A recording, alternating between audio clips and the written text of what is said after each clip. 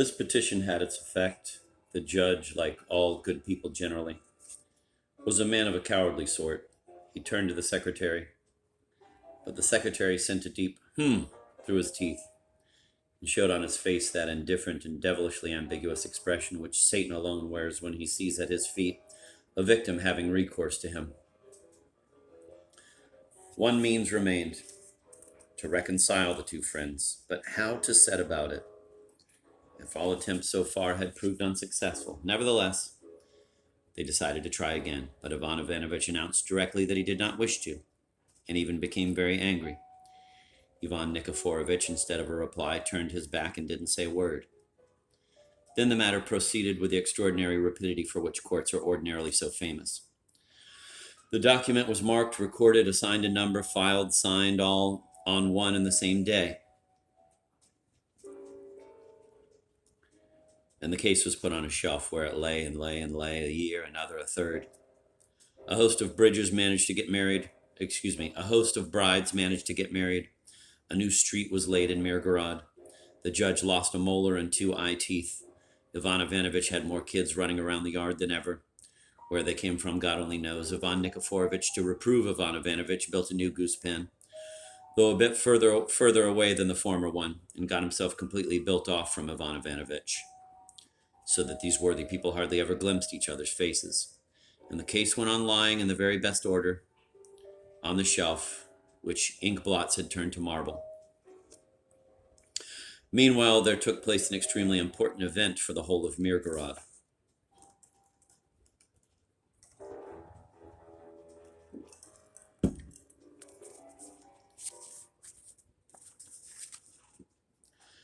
The police chief gave a party.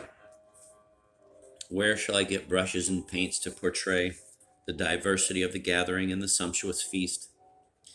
Take a watch, open it, and see what goes on inside. Awful nonsense, isn't it? And now imagine as many wheels, if not more, standing in the middle of the police chief's yard. What britskas and carts there were. One with a wide rear and a narrow front, another with a narrow rear and a wide front, one that was both britska and cart at the same time, another that was neither britska nor cart. One resembling an enormous haystack or a merchant's fat wife, another a disheveled Jew or a skeleton not yet entirely free of skin. One had the perfect profile of a pipe with a chibuk, another resembled nothing at all, the image of some strange creature, perfectly ugly and extremely fantastic. From the middle of all this chaos of wheels and boxes there arose the semblance of a carriage with a room-sized window crossed with a thick frame.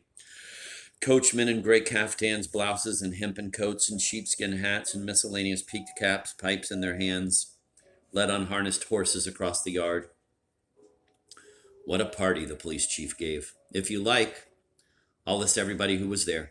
Taras Tarasovich, Ev Polakinovich, Ev Tikievich, Ivan Ivanovich, not that Ivan Ivanovich, but the other one, Sava Gavrilovich, our Ivan Ivanovich, Alefurievich, Makar Nazarievich, Foma Grigorievich. I can't go on, it's beyond me.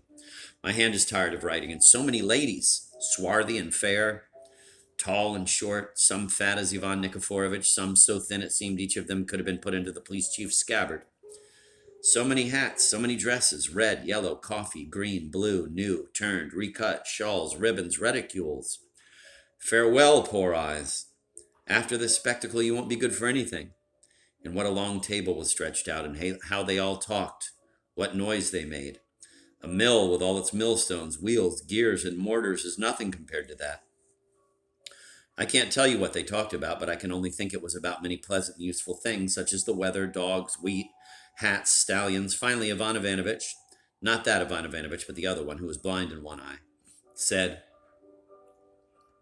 I find it strange that my right eye, the one-eyed Ivan Ivanovich always spoke of himself ironically, does not see Ivan Nikiforovich, Mr. Dovgochin.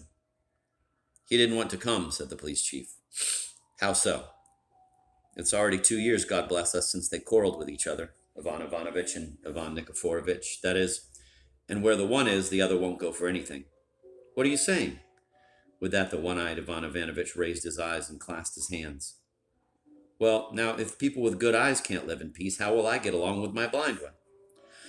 At these words, everybody roared with laughter. Everybody liked the one-eyed Ivan Ivanovich because the jokes he cracked were entirely in the present-day taste. Even the tall, lean man in the cotton flannel frock coat with a plaster on his nose, who till then had been sitting in the corner and had never once changed the movement of his face, even when a fly flew up his nose, the same gentleman got up from his seat and moved closer to the crowd that had formed around the one-eyed Ivan Ivanovitch. "Listen," said the one-eyed Ivan Ivanovitch.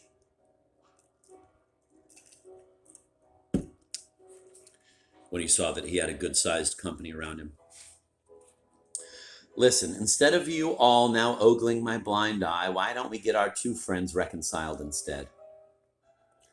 Right now, Ivan Ivanovitch is talking with the women and girls. Let's quietly send for Ivan Nikiforovitch and push them together."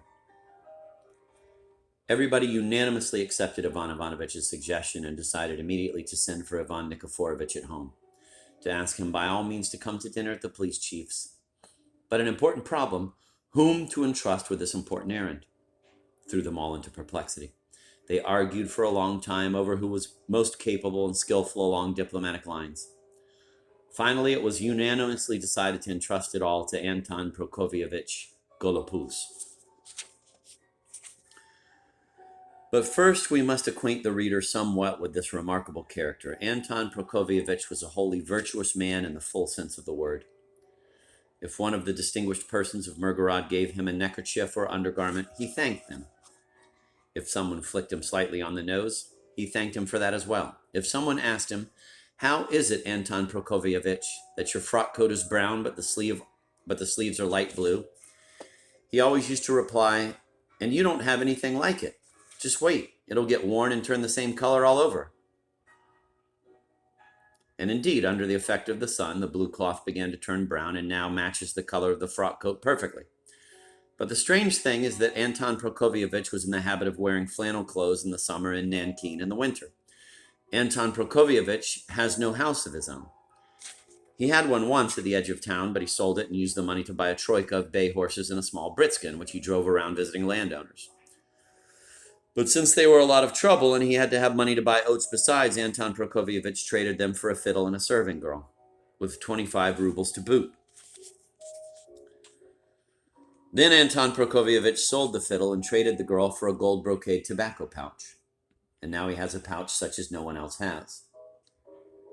Owing to this pleasure, he can no longer drive around visiting estates, but has to stay in town and sleep in various houses, particularly those of the gentlemen who enjoy giving him flicks on the nose. Anton Prokofievich likes to eat well and plays a good game of fools and millers. Obedience was always his element, and therefore, taking his hat and stick, he set forth immediately. But as he walked, he began reasoning about how he might induce Ivan Nikiforovitch to come to the party. The rather tough character of this otherwise worthy man made the undertaking all but impossible. And why, indeed, should he venture to come if getting up from his bed was already a great labor for him? But supposing he did get up, why should he go to a place where, as he undoubtedly knew, his implacable enemy was? The more Anton Prokofievich thought about it, the more obstacles he found. The day was stifling, the sun burned down, sweat streamed from him. Anton Prokofievich, though he might be flicked on the nose, was a very clever man in many respects. He simply wasn't so lucky at trading, and knew very well when he should pretend to be a fool, and sometimes proved resourceful in circumstances and on occasions when an intelligent man would scarcely have been able to wriggle his way out.